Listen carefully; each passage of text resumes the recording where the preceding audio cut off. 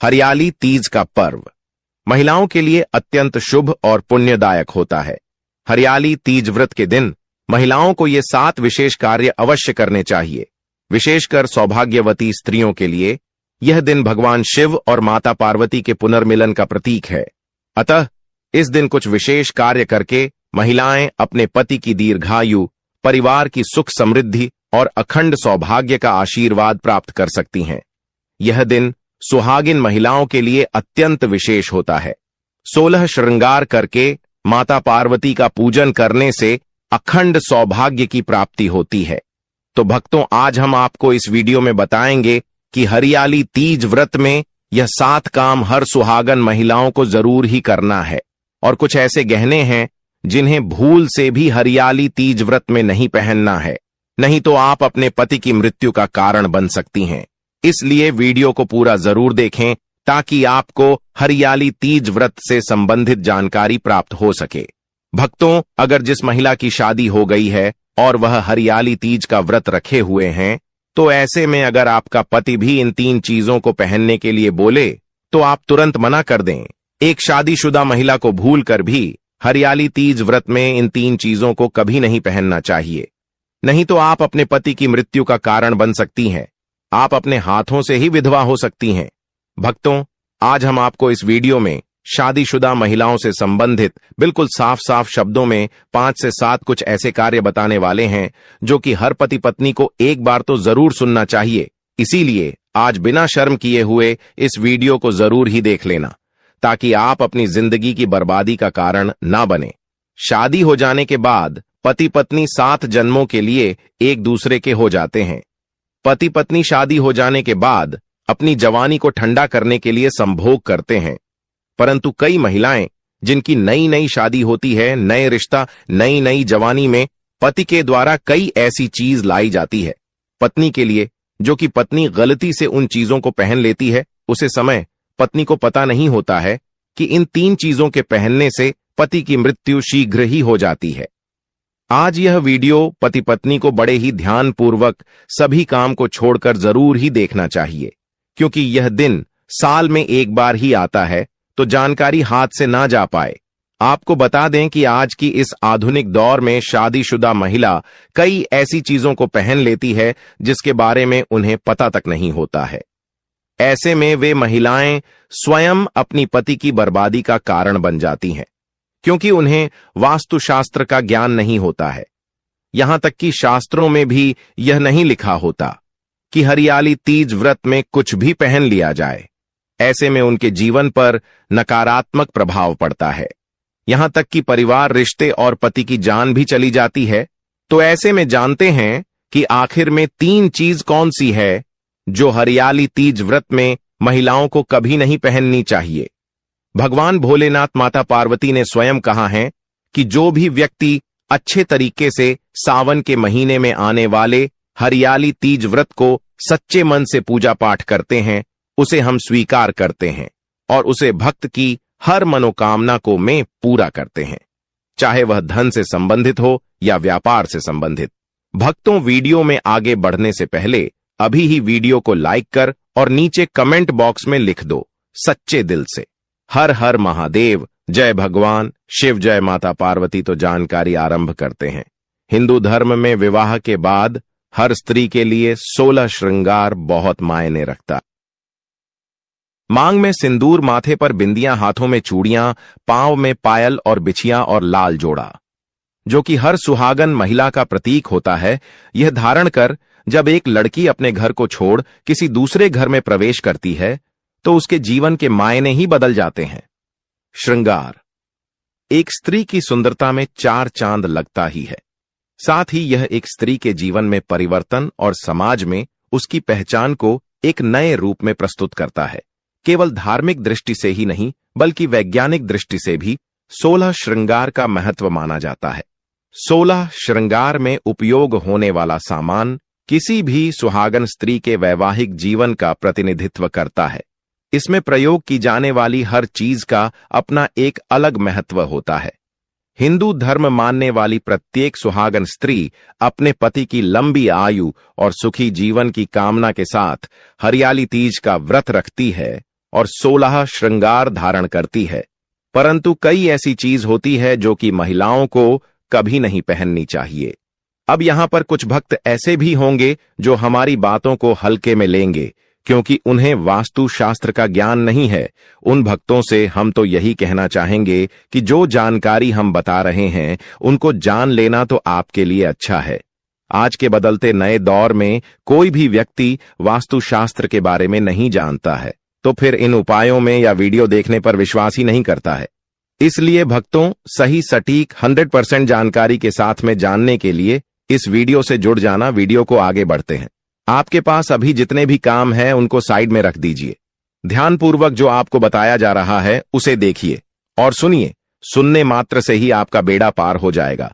जो जानकारी आपको बताई जा रही है उसे ध्यानपूर्वक उसे देखिए और सुनिए, क्योंकि दोस्तों हमारा काम तो है सही सलाह देने का। अब आप इसको मानो ना मानो आपकी मर्जी, लेकिन इतना जरूर कहेंगे कि मन लगे तो आपका बेड़ा पार हो जाएगा। चलिए तो जान लेते हैं। नंबर 1, शास्त्रों में स्पष्ट बताया गया है कि किसी भी शादीशुदा महिला को तीज व्रत में एकदम सफाचट सफेद रंग का वस्त्र कभी नहीं पहनना चाहिए। ऐसा करने से आपके मान सम्मान को ठेस पहुंच सकती है। आपको बता दें कि आजकल के फैशन के युग में महिला सुंदर दिखने के लिए काफी ऐसी हदें पार कर देती हैं जिसके बारे में सोचना भी पाप के बराबर है। वास्तुशास्त्र के अनुसार किसी भी शादीशुदा महिला को एकदम सफाचट सफेद रंग की साड़ी या सूट कभी नहीं पहनना चाहिए। इसके पीछे का कारण यह है कि सफेद रंग की साड़ी को पहनने से पतिव्रता धर्म बिल्कुल खत्म हो जाता है और उनके रिश्ते में नकारात्मक ऊर्जा का आगमन हो जाता है। यह लिबास विधवा होने का है। हिंदू धर्म मान्यता के अनुसार जो महिला विधवा है वह सफेद साड़ी पहनती है। ऐसे में आप अपने पति की मृत्यु का कारण बन सकती हैं, इसीलिए हो जाएं सावधान। वहीं अगर आप सफेद रंग का वस्त्र पहनना चाहती हैं तो ऐसा पहने जिसमें कुछ और रंग भी जरूर हो, लेकिन एकदम सफेद रंग का कपड़ा कभी न पहने, नहीं तो घर में नकारात्मकता का वास हो जाएगा और घर कंगाल होने की करार पर आ जाएगा। नंबर 2, इस आधुनिक दौर में महिलाएं सुंदर दिखने के लिए पैरों में सोने की पायल और बिछिया पहन लेती है, जो कि शादीशुदा महिलाओं के लिए पूरी तरह से अशुभ माना जाता है। पैरों में सोने से बनी हुई चीजों को पहनने से कुबेर महाराज का अपमान होता है और जिसके कारण आपके परिवार से रिश्ते टूट सकते हैं और कई सारी परेशानियों का आगमन भी हो सकता है। माता लक्ष्मी धन की देवी है, लेकिन धन बांटने का काम कुबेर महाराज का होता है। इसीलिए सोने को पैर में कभी न पहने। पैरों में सोना पहनने से पाप लगता है, इसीलिए हो जाएं सावधान। नंबर 3, सिंदूर और मंगलसूत्र का महत्व। हिंदू धर्म के अनुसार सिंदूर और मंगलसूत्र के बिना शादी अधूरी मानी जाती है। आपको बता दें, यह तो सभी लोग जानते हैं कि हिंदी लिए सिंदूर सुहाग की निशानी होती है। इसे वे अपने पति की खुशी से जोड़ती है।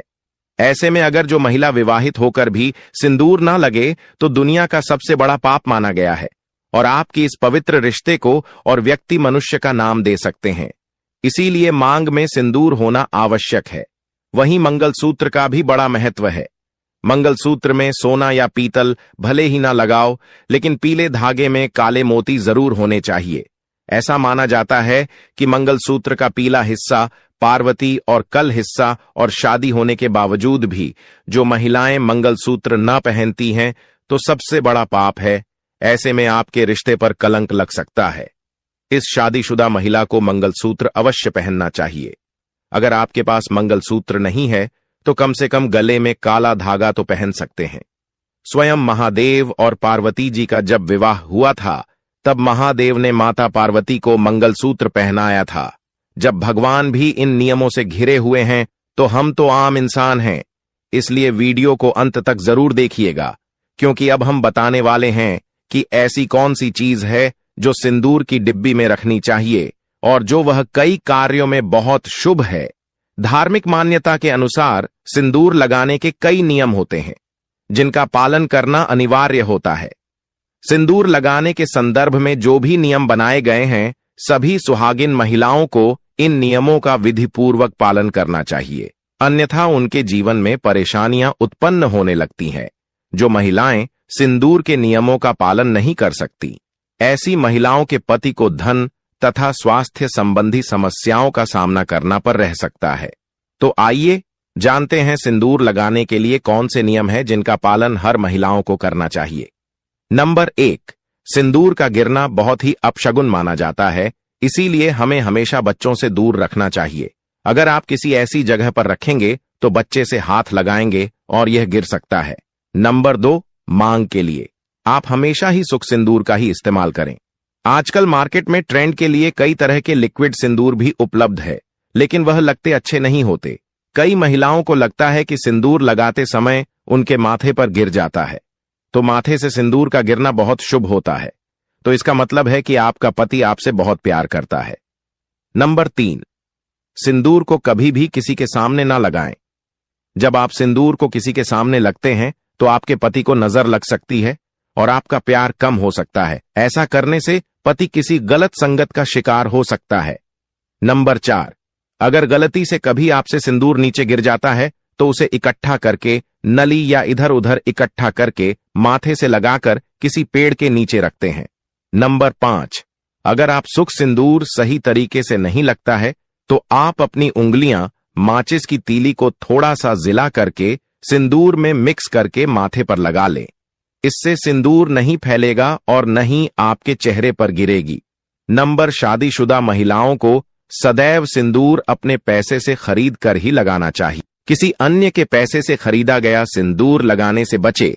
लेकिन वहीं अगर किसी का दिया हुआ सिंदूर अगर कोई महिला लगती है तो इससे बहुत बड़ा अनर्थ हो सकता है, जिसकी आपने कभी अपेक्षा भी नहीं की होगी, और साथ ही धन वैभव की कमी और पति को किसी भी तरह से सफलता न मिलाना, घर में क्लेश का वातावरण रहना, घर में इस प्रकार का वातावरण बन जाता है।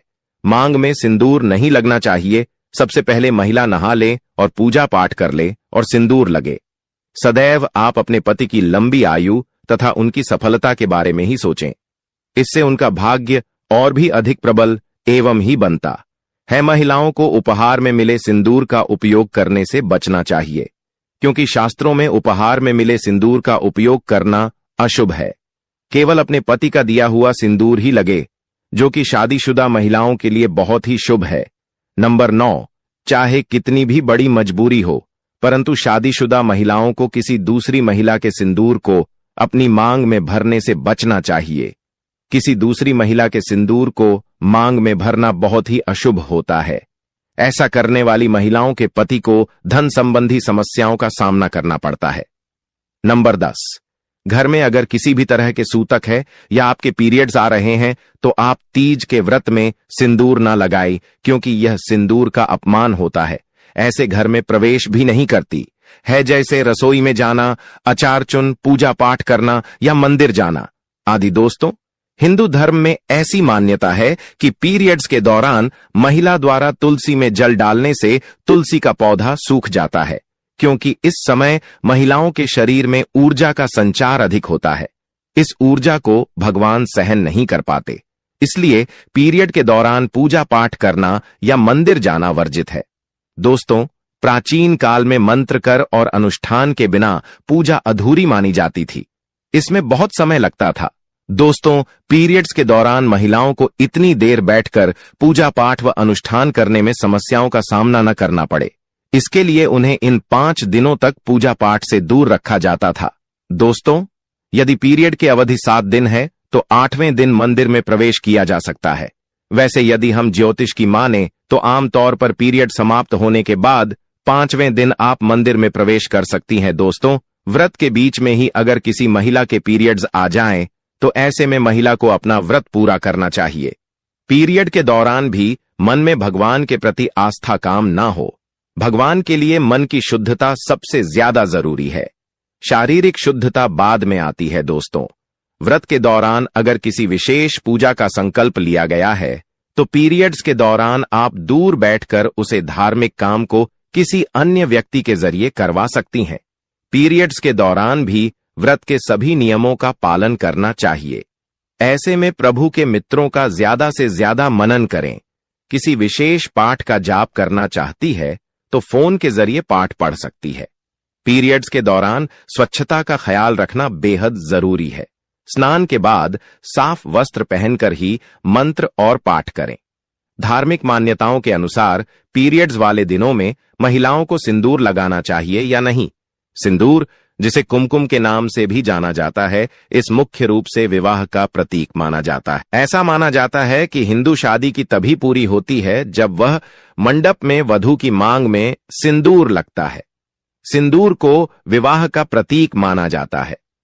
विवाहित महिलाएं अपने माथे के बीच से सर के मध्य तक बालों के बीच में सिंदूर लगाती हैं। दरअसल यह प्रथा सदियों से चली आ रही है और मांग में सिंदूर लगाना सुहागिनों के मुख्य श्रृंगार में से एक माना जाता है। अधिकांश हिंदू विवाह समारोह में सिंदूर लगाने की रस्म सबसे महत्वपूर्ण रीति रिवाज में से एक होती है और शादी के बाद भी सिंदूर लगाने के नियम होते हैं, जिसे हर एक सुहागिन स्त्री ध्यान में रखती है। क्योंकि सिंदूर को सुहाग का प्रतीक माना जाता है, इसलिए महिलाएं पति की लंबी उम्र की कामना के साथ मांग में सिंदूर लगाती हैं। भक्तों शास्त्रों में तो सिंदूर लगाना बेहद ही शुभ माना गया है, लेकिन पीरियड्स के दौरान जो विवाहित महिलाएं होती हैं उन्हें अशुद्ध माना जाता है। इसलिए कभी भी शादीशुदा महिलाओं को इस सिंदूर नहीं लगना चाहिए। तो यह थे वह नियम जो प्रतीक शादीशुदा महिलाओं को जरूर ही ध्यान में रखना चाहिए। खासकर कि संवन के महीने में तो यह गलती करने से बचना चाहिए, नहीं तो आप अपने घर की बर्बादी का कारण स्वयं ही बन जाओगे तो हो जाएं। सावधान। चलिए भक्तों, जान लेते हैं कि साल 2025 में हरियाली तीज का व्रत कब रखा जाएगा। पूजा का शुभ मुहूर्त क्या है, इस दिन राहुकाल का समय कब से कब तक रहेगा। आपको बता दें कि सावन माह के शुक्ल पक्ष की तृतीया तिथि की शुरुआत 26 जुलाई 2025 की रात 10:48 पर होगी और तृतीया तिथि की समाप्ति 27 जुलाई 2025 की रात 10:48 पर हो जाएगी। तो उड़ जाति की मान्यता के अनुसार इस साल हरियाली तीज का व्रत 27 जुलाई 2025 दिन रविवार को रखा जाएगा और इस दिन सूर्योदय का समय सुबह 5:40 पर रहेगा और सूर्यास्त का समय शाम 7:15 पर रहेगा और इस दिन राहुकाल का समय शाम 5:33 से लेकर शाम 7:15 तक रहेगा। दोस्तों, राहुकाल अशोक समय होता है, इस दौरान कोई भी शुभ कार्य न करें। लिए सुनते हैं हरियाली तीज की व्रत कथा। देवी पार्वती अपने पूर्व जन्म में भक्ति की पटरी। सबको समय दक्ष प्रजापति के विरोध और इच्छा विरुद्ध जाकर देवी सती ने महादेव से विवाह किया था। दक्ष प्रजापति भगवान विष्णु से देवी सती का विवाह करवाना चाहते थे, लेकिन देवी सती भगवान शिव को अपना पति मान चुकी थी। अंत में पुत्री की खातिर दक्ष प्रजापति को भगवान शिव के साथ सती का विवाह करवाना पड़ा, लेकिन दक्ष प्रजापति फिर भी शिवद्रोही बने रहे। एक समय दक्ष प्रजापति ने भव्य यज्ञ का आयोजन किया, जिसमें सभी देवी देवताओं, नाग, किन्नर, गंधर्व, अर्षियों को आमंत्रित किया। त्रिलोक में दक्ष प्रजापति के यज्ञ की चर्चा होने लगी और वह दुखी हुई कि उनके पिता ने महादेव और उन्हें यज्ञ में शामिल होने के लिए आमंत्रित नहीं किया। इस बात से देवी सती को बहुत दुख हुआ और वह फिर भी बिना बुलाए पिता के यज्ञ में जाने की जिद करने लगी। महादेव ने देवी सती से कहा कि है देवी, बिना बुलाए पिता के घर जाने से भी मान सम्मान की हानि होती है, इसलिए मेरी बात मानो और तुम ना जाओ। लेकिन देवी सती अपनी जिद में शिव की बात को मानने को तैयार न हुई और शिव से कहने लगी कि आप भले न जाएं, लेकिन मैं अपने पिता के यज्ञ में जरूर जाऊंगी। और वह शिव की आज्ञा बिना ही मायके चली आई। दक्ष प्रजापति ने जब देवी सती को बिना बुलाए आया देखा तो देवी सती और महादेव का बड़ा अपमान किया। उसे समय देवी सती को महादेव की बातों का स्मरण हो आया और अपनी भूल पर वह प्रायश्चित करने लगी। सती ने कहा कि महादेव के मना करने पर भी मैं यहां आई और मेरे कारण मेरे पति का अपमान हुआ। आता अब कि मौम को लेकर शिव के समक्ष जाऊंगी। और क्रोधित हुई सती इस समय पिता के यज्ञ कुंड में शिव का ध्यान करते हुए कूद गई और सती हो गई। देवी सती के अग्निकुंड में देहाती की सूचना मिलती ही भगवान शिव अत्यंत क्रोधित होकर वीरभद्र को प्रकट किया, जिसने दक्ष प्रजापति के यज्ञ को नष्ट कर दिया। इसके बाद शिवजी घर साधना में लीन हो गए। इधर देवी सती को भगवान शिव की आज्ञा का उल्लंघन करने का दंड भी मिला और उनके कई जन्म होता रहा। इस तरह देवी सती के 108 जन्म हुए। 107 जन्मों तक वह भगवान शिव को पुण्यपति रूप में पाने के लिए तपस्या करती रही। सती का हिमालय की पुत्री पार्वती के रूप में जन्म हुआ। इस जन्म में देवी पार्वती ने भगवान शिव को पति रूप में पाने के लिए सावन में शिवलिंग का निर्माण करके भक्तिभाव से शिव जी की पूजन किया और तपस्या में लीन हो गई। देवी पार्वती की तपस्या से अंत में प्रसन्न होकर हरियाली तीज पर भगवान शिव प्रकट हुए और देवी पार्वती को वरदान दिया कि तुम मेरी अर्धांगिनी बनोगी। इस तरह देवी हरियाली पार्वती को भगवान शिव से मन अनुकूल व प्रताप का वरदान मिला। इसके बाद भगवान शिव ने देवी पार्वती के आग्रह पर कहा कि जो भी कुमारी कन्या हरियाली तीज का व्रत करके भगवान शिव और देवी पार्वती की पूजा करेगी, उसे कामना के अनुसार सहयोग के पति की प्राप्ति होगी, और जो सुहागन महिला हरियाली तीज का व्रत करेगी, उनका वैवाहिक जीवन प्रेम और सुख के भर रहेगा। तो हरियाली तीज व्रत का विशेष महत्व है, खासकर सुहागिन स्त्रियों के लिए। यह व्रत मुख्यतः श्रावण मास की शुक्ल पक्ष की तृतीया तिथि को आता है। इस दिन महिलाएं भगवान शिव और माता पार्वती की पूजा करके अखंड सौभाग्य, सुख शांति और पति की लंबी आयु की कामना करती हैं। यह व्रत व्रज, राजस्थान, हरियाणा, उत्तर प्रदेश, मध्य प्रदेश और बिहार में विशेष रूप से श्रद्धा के साथ मनाया जाता है। यह त्योहार सावन महीने में पड़ने वाला दूसरा ऐसा त्योहार है जो सावन के बाद सबसे अधिक शक्तिशाली व्रत होता है। अगर कोई सुहागन महिलाएं या फिर कोई कुंवारी कन्याएं सावन सोमवार के व्रत नहीं रख सकते, तो वह हरियाली तीज का व्रत रख सकती है। इस व्रत को रखने से सावन सोमवार के सभी व्रत रखने के बराबर है, मृत माना जाता है, क्योंकि यह व्रत भी भगवान भोलेनाथ माता पार्वती के लिए रखा जाता है। सुहागिन महिलाएं अखंड सौभाग्य की प्राप्ति के लिए, पति की लंबी आयु के लिए, उसकी दीर्घायु की कल्पना करते हुए यह व्रत रखती है, और कुंवारी कन्याएं शिवजी की तरह सर्वगुण संपन्न योग भर पाने के लिए हरियाली तीज का व्रत रखती हैं। यह व्रत मन, वचन और पवित्रता का एक ऐसा व्रत है जो कि माता पार्वती ने स्वयं भगवान भोलेनाथ को पाने के लिए रखा था। इसलिए आप सभी माता बहनों से निवेदन है कि इस व्रत को दिखावे के तौर पर या समाज में अपना नाम ऊंचा करने के लिए बिल्कुल भी ना रखें, क्योंकि यह व्रत भगवान द्वारा स्वयं रखा गया था। यह अवसर आपको साल में एक बार ऐसी तिथि है जिसे हरियाली तिथि कहते हैं। यह एक शुभ योग के साथ आई है। इस दिन कुल 52 तरीके के शुभ योग का निर्माण हो रहा है। जितना पुण्य सावन के सोमवार व्रत रखने से मिलता है, उससे कहीं ज्यादा पुण्य आपको हरियाली तीज का एक व्रत रखने से प्राप्त हो जाएगा। तो आप सोच ही सकते हैं कि यह व्रत कितना महत्वपूर्ण है, कितना उपयोगी है, और इसका चमत्कार तो आप इस व्रत को रखेंगे तो आपको स्वयं ही प्रतीत हो जाएगा। तो माता बहनें, आपको इस व्रत रखने से लाभ ही लाभ होगा। जानकारी अच्छी लगी हो तो वीडियो को लाइक करें। और इस व्रत से हमें क्या चीज मिलती है? हरियाली तीज हमें यह सिखाती है कि सच्चा प्रेम और समर्पण समय और परिस्थिति के बावजूद कभी निष्फल नहीं जाता। पार्वती जी की तरह अगर तप, श्रद्धा और विश्वास रखा जाए तो असंभव भी संभव हो सकता है। तो इस व्रत को सभी माता बहनों को सच्चे मन से, सच्चे हृदय से माता पार्वती भगवान शिव के लिए रखना है। तभी आपको योग्य उच्च गुणवत्ता वाला भर तथा अखंड सौभाग्य की प्राप्ति होगी। पुराणों के अनुसार अविवाहित कन्याएं तथा विवाहित महिलाएं विवाह, सस्नेह संबंध एवं परिवार कल्याण हेतु यह व्रत करती हैं। दोस्तों, शास्त्रों के अनुसार हरियाली तीज व्रत को सभी धार्मिक व्रतों में से सबसे श्रेष्ठ व्रत माना जाता है, क्योंकि इस दिन भगवान भोलेनाथ माता पार्वती जी की पूजा करने से व्यक्ति को सभी भौतिक सुख सुविधाओं की प्राप्ति होती है। कमेंट बॉक्स में सच्चे हृदय से लिख दें, जय भगवान शिव, जय माता पार्वती भगवान भोलेनाथ। आपकी मनोकामना इस सावन के महीने में हरियाली तीज व्रत के दिन जरूर ही पूर्ण करेंगे। जानकारी अच्छी लगी हो तो वीडियो को लाइक करें। चैनल पर नए हैं तो चैनल को सब्सक्राइब जरूर ही कर ले।